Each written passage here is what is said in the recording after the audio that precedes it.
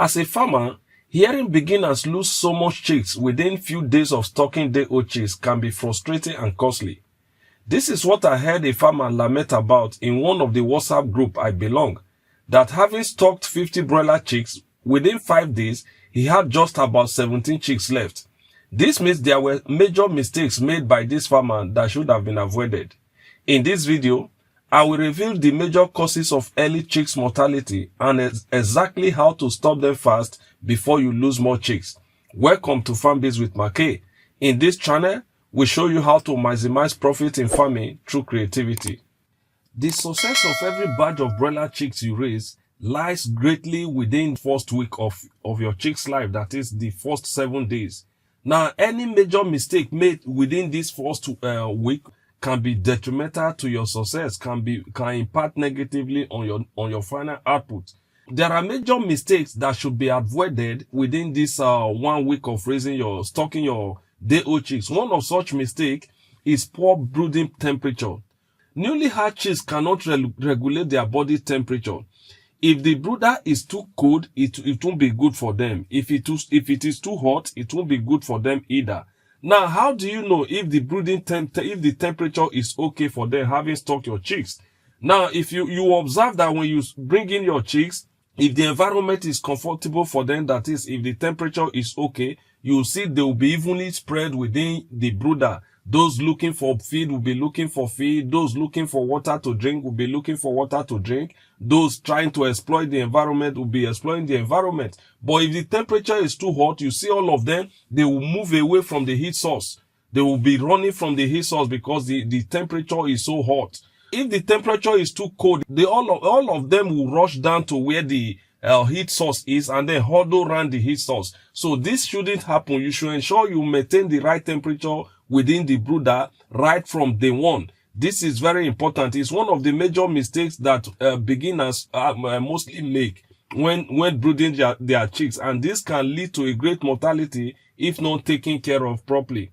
Now, to avoid this, ensure you observe the chicks' behavior to ensure that they are evenly spread within the brooder. And temperature management alone can save you up to 50% of early mortality. This is very, very important. Another great mistake you must avoid is poor quality or contaminated water. Not making use of quality water for your chicks. This doesn't mean you should be treating the water you are giving to your chicks. Like I always say, any water you know you cannot drink, do not give to your chicks. This is very important. Now, you need to ensure that there is quality water for them to be drinking from. If you give them contaminated water, you have already started off the chicks on a bad note. So don't do that. Ensure the water you give them is bacteria free, because if you don't do this, it will cause them diarrhea, bacteria infection, and dehydration. They may not drink the way they ought to drink. To prevent this, ensure you provide clean, fresh water immediately after arrival. That is, after you add some level of glucose in their water and multivitamins as well, in order to boost them of that transportation stress. This is very important. Water plays a whole lot in when raising your broilers. Very, very important. Ensure the water you give to them is quality water. Another major mistake which most beginners also make, or which most farmers also make, is poor quality feed. Giving your chicks poor quality feed. Remember, the weight by day 7 should be at least 4.5 times the arrival weight. If you give them poor quality feed, you may never achieve this, and you definitely have a high mortality within these 7 days. This is very important. This is why you need to start off your chicks with good quality feeds, preferably professional feed. Within these first 7 days, you will see the result greatly. If, for instance, price of feed is your concern, you may need to start them off with quality feed. Maybe subsequently, after about 2 weeks or so, you can switch to other form of feed. But ensure you start them off with quality super starter or starter feed that is rich in crude protein, that is between 20 to 22%. So low quality feed leads to weak immunity, slow growth, and higher mortality. So avoid this. To prevent this, ensure you use reputable starter crumble feed, and you ensure you feed them as quickly as possible after they must have drank some water, giving them about 30 minutes or to 1 hour before introducing feed, because what you need to practice is water before feed. Now, another mistake beginners also make is overstocking.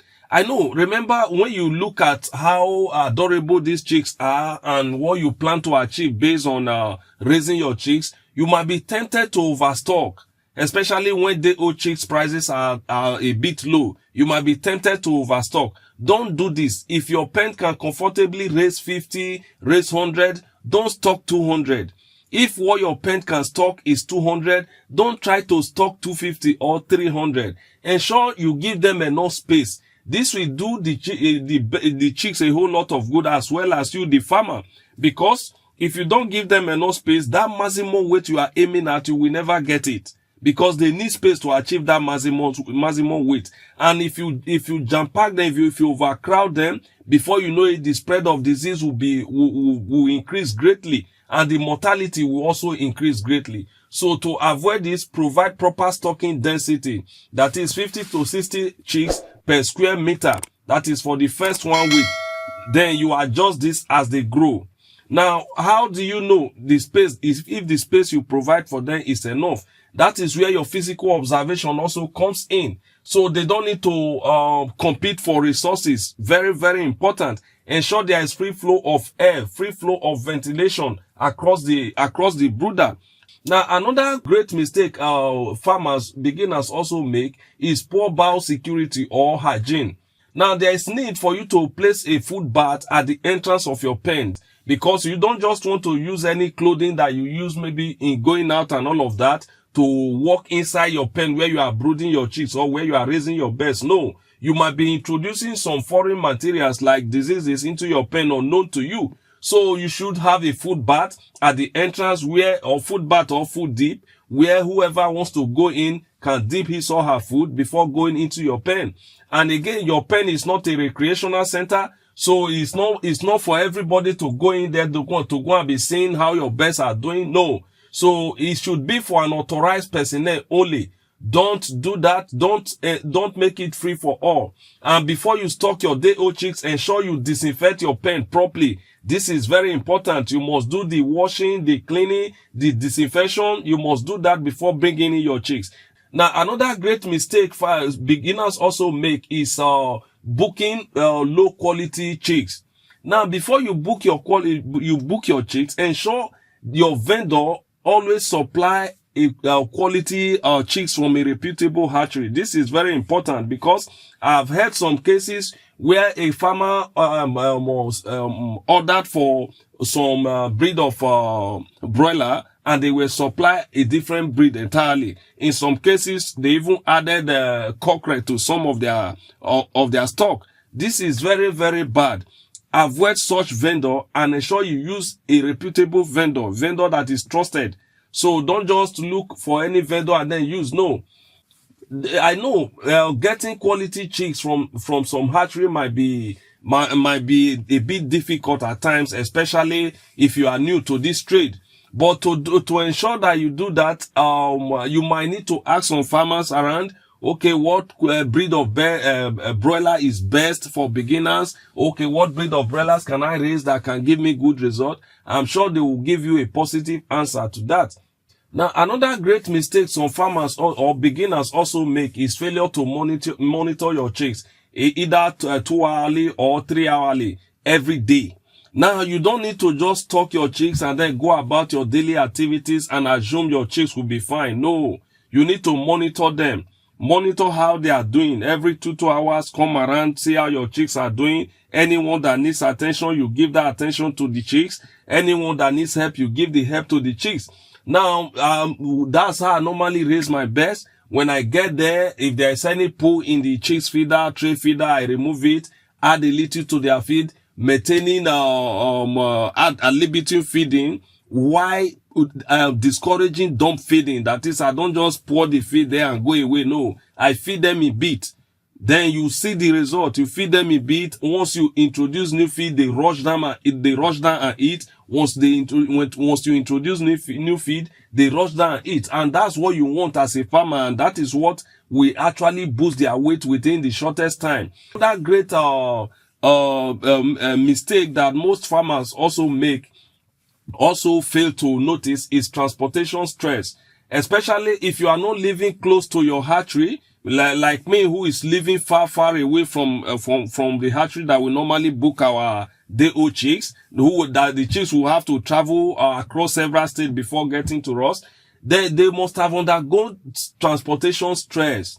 So you don't need to add to it. When you receive your birds, in order to ensure that the mortality is reduced, you need to give them anti-stress immediately. That should be the first water they should take. They should take a sip of. That is adding glucose to their drinking water, glucose or multivitamins. At some other times, you could add honey as well. So let them take a sip of that water to ease them of that transportation stress. After about an hour or so, then you introduce feed to them so that they will start eating as soon as possible.